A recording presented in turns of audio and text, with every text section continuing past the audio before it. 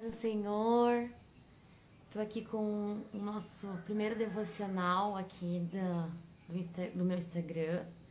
Pretendo fazer esse devocional não todos os dias, porque o Senhor falou muito forte comigo que eu não posso estar colocando meu secreto nessa espécie de púlpito todos os dias, né?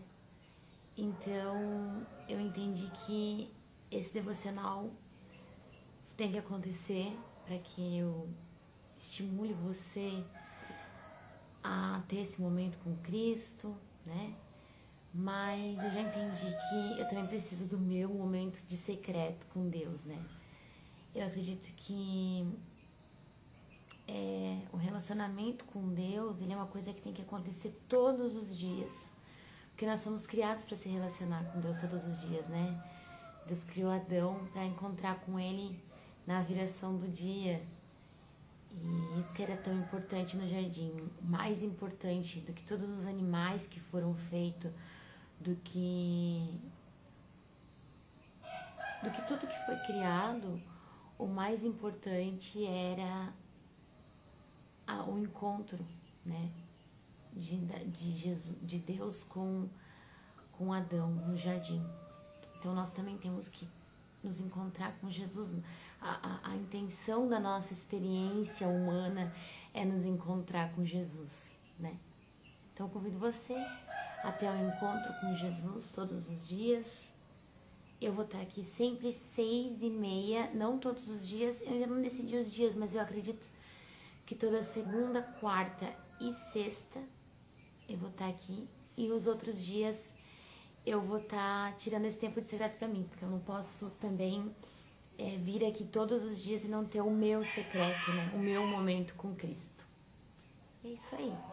Bora? Então bora. Eu vou usar o sistema de devocional que se chama Ledico. Não sei se você já ouviu falar. Ele é assim, ó. Ai, eu anotei em algum lugar pra mostrar, pra ficar mais didático. Ai, a prof, né? Peraí. Ah, tá. Ledico. Que é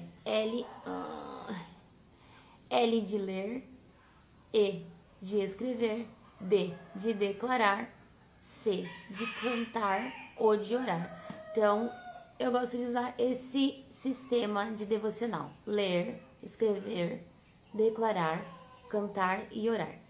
Eu não pretendo me demorar muito. Nenhum dia que eu vier fazer os devocionais, eu sempre vou estar sendo interrompida por galos. E talvez cabras e mais bichos, enfim. E eu vou trazer, a gente vai começar pela carta de Romanos. E é isso aí, então vamos começar lendo. Romanos 1. Eu, Paulo, escrevo de Cristo Jesus, chamado para ser apóstolo e enviado para anunciar as boas novas de Deus.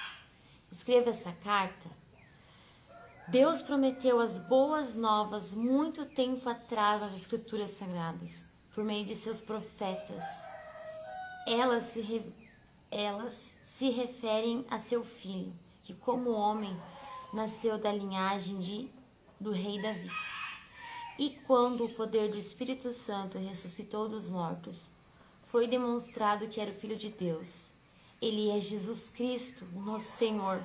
Por meio dele recebemos a graça e a autoridade, como apóstolos, de chamar os gentios em toda parte e crer nele e lhe obedecer em honra de seu nome. E vocês, entre esses gentios chamados para pertencer a Jesus Cristo, escreva a todos vocês que estão em Roma, amados por Deus e chamados para ser o seu povo santo. Que Deus, nosso Pai e Senhor Jesus Cristo, lhe dê a graça e a paz. Então aqui Paulo começa com a saudação, né? Vamos para a segunda parte. Antes de tudo, eu quero dizer que por meio de Jesus Cristo agradeço a meu Deus por todos vocês, pois sua fé nele é comentada em todo o mundo. O Deus a quem sirvo em meu espírito, anunciando as boas novas a respeito do Filho, sabe como nunca deixa de me lembrar de vocês. Em minhas orações, sempre pedindo, se for da vontade de Deus, uma oportunidade de vê-los. Desejo muito visitá-los, a fim de compartilhar com vocês alguma dádiva espiritual que ajude a se fortalecerem. Quando nos encontramos, quero encorajá-los na fé e também quero ser encorajado por sua fé. Quero que saibam, irmãos, que muitas vezes planejei visitá-los, mas até agora fui impedido.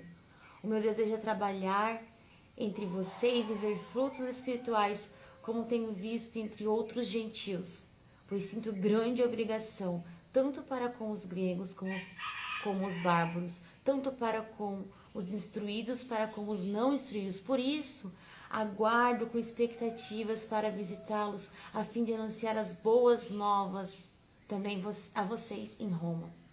Pois não me envergonho das boas novas a respeito de Cristo, que são poder de Deus em ação para salvar todos os que creem, primeiro dos judeus e também os gentios. As boas novas revelam como Deus nos declara juntos diante dele, o que do começo ao fim é algo que se dá pela fé. Como dizem as Escrituras, o justo viverá pela fé.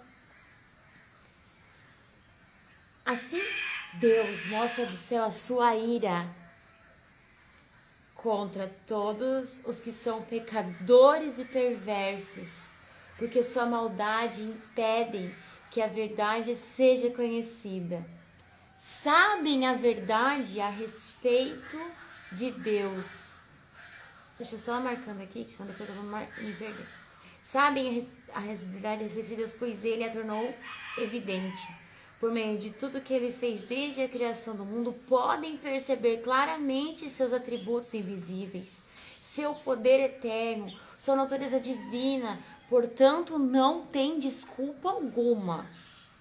Sim, eles conheciam algo sobre Deus, mas não o adoraram, nem lhe agradeceram. Em vez disso, sua mente ficou obscurecida e confusa, dizendo-se sábios, tornaram-se tolos. Trocaram a grandeza do Deus imortal por imagens de seres humanos mortais, bem como aves, animais e répteis. Por isso Deus os entregou aos desejos pecaminosos do seu coração. Como resultado, praticaram entre si coisas desprezíveis e degradantes com o próprio corpo. Trocaram a verdade sobre Deus pela mentira. Desse modo, adoraram e serviram coisas que Deus criou em lugar do Criador, que é digno de louvor eterno. Amém. Por isso, Deus os entregou a desejos vergonhosos. Até as mulheres trocaram sua forma natural de ter relações sexuais por práticas não naturais. E os homens, em vez de ter relações sexuais normais com mulheres, arderam em desejos uns pelos outros. Homens praticaram atos indecentes com outros homens e, em decorrência desse pecado, sofreram em si mesmo o castigo que mereciam. Eu não estou falando, a Bíblia, tá? Uma vez que consideraram que conhecer a Deus era algo inútil, o próprio Deus os entregou a um inútil modo de pensar, deixando que fizessem as coisas que jamais deveria ser feito. A vida deles se encheu de toda espécie de perversidade, pecado, ganância, ódio, inveja, homicídio, discórdia, engano, malícia e fofocas. Espalharam calúnias, odeiam a Deus, são insolentes, orgulhosos, arrogantes, inventam novas maneiras de pecar e desobedecem a seus pais. Não têm entendimento, quebram suas promessas, não mostram afeição nem misericórdia. Saibam que, de acordo com a justiça de Deus, quem pratica essas coisas merece morrer. mas ainda assim continuam a praticá-las e o pior, incentivam uns aos outros a fazê-los. Então, aqui eu vou pegar você mais pra perto de mim. Vem cá. Eu vou virar pra cá. Então, Romanos 1. Hoje é dia 2/8. Hoje é dia 2/8/2026. Parece que você ainda tá tão longe de mim.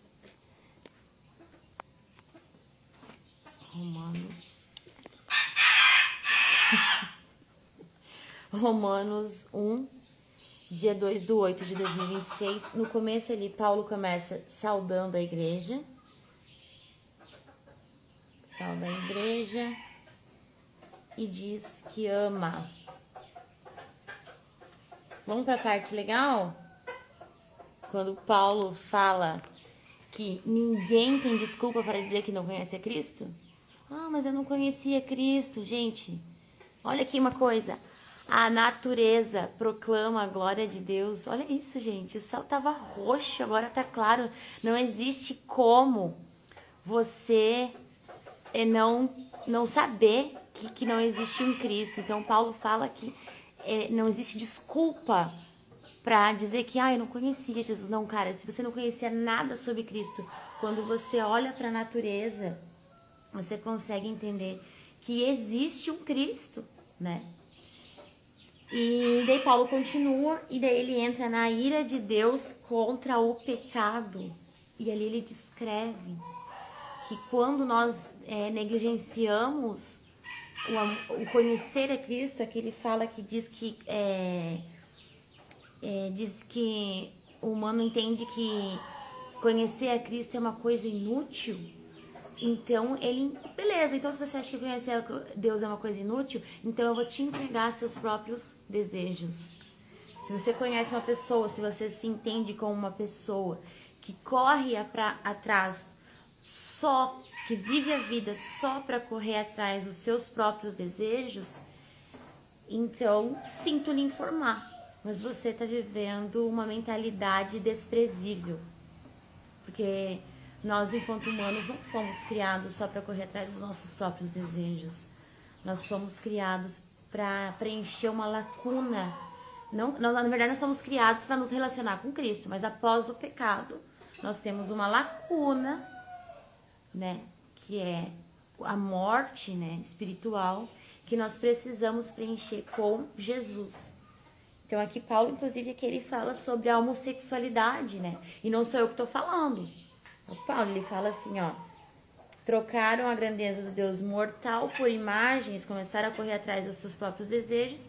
Então, a ponto, tipo assim, ele fala assim que começaram a ter pensamentos tão pecaminosos que começaram a ter relações com pessoas do seu próprio sexo.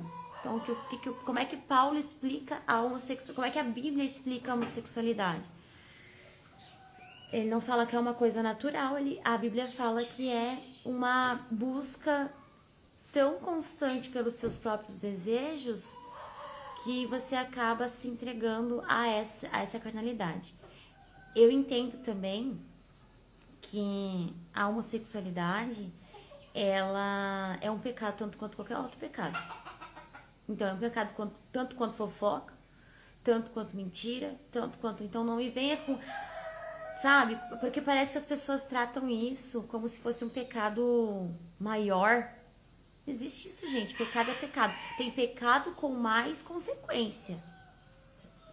Né? Mas pecado é pecado, gente. Só é pecadinho e pecadão no nível de consequência. Mas de ser pecado é pecado. E aí Paulo fala aqui disso, né? E fala que isso faz com que as pessoas não tenham entendimento da misericórdia de Deus, né? Então agora a gente vai orar sobre isso. Vamos lá? Senhor Jesus, Abre a nossa mente e o nosso entendimento, Senhor, para que nós venhamos sentir mais sede e mais fome de Ti. Para que nós venhamos, Senhor, entender que nós não temos que ficar correndo atrás dos nossos desejos. Que nós tenhamos, Senhor, entendimento que o Senhor nos supre, que o Senhor é capaz de nos suprir em todas as áreas da nossa vida. Senhor, que nesse século em que nós somos tão incentivados a ir atrás das coisas desse mundo, Pai, que nós sejamos impactados pelo Teu Espírito Santo, Senhor, e transformados na nossa mente a ponto que nós consigamos confiar em Ti plenamente, Jesus. Espírito Santo, trabalha no nosso coração, muda a nossa estrutura. Senhor, muda os nossos olhos, que nós não venhamos enxergar apenas o sistema desse mundo, mas que nós venhamos ter, além de ver as coisas naturais, mas que nós tenhamos visão espiritual, Jesus. Que nós consigamos enxergar a Tua ação, o Teu poder. Jesus, abre o nosso entendimento. Senhor, que o nosso desejo por Ti seja maior que o desejo pelas coisas mundanas. É o que nós Te pedimos nessa manhã. Em nome de Jesus. Amém. Vamos cantar? Eu tenho vergonha. Agora eu não consigo lembrar de nenhum louvor que seja desse tema. Na verdade, eu tenho muita vergonha. Deixa eu pensar aqui.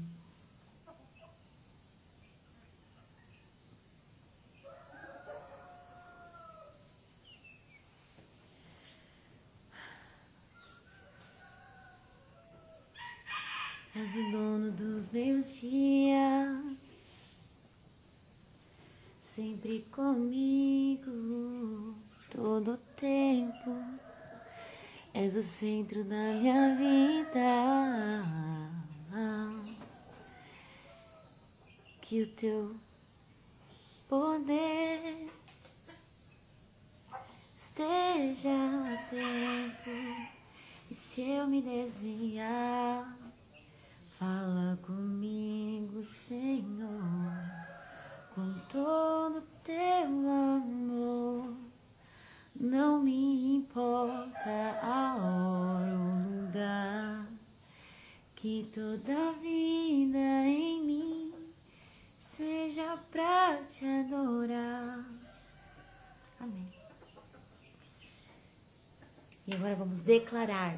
Eu declaro que você vai ter mais desejo sobre Jesus, que você vai ter mais sede, mais fome de Cristo, que nós teremos cada vez mais fome e sede de Cristo, que nós seremos cheios da presença do Senhor, que a nossa mentalidade não será corrompida pela busca incessante dos desejos dessa terra. Em nome de Jesus, amém. Tchau, tchau. Como é que desliga?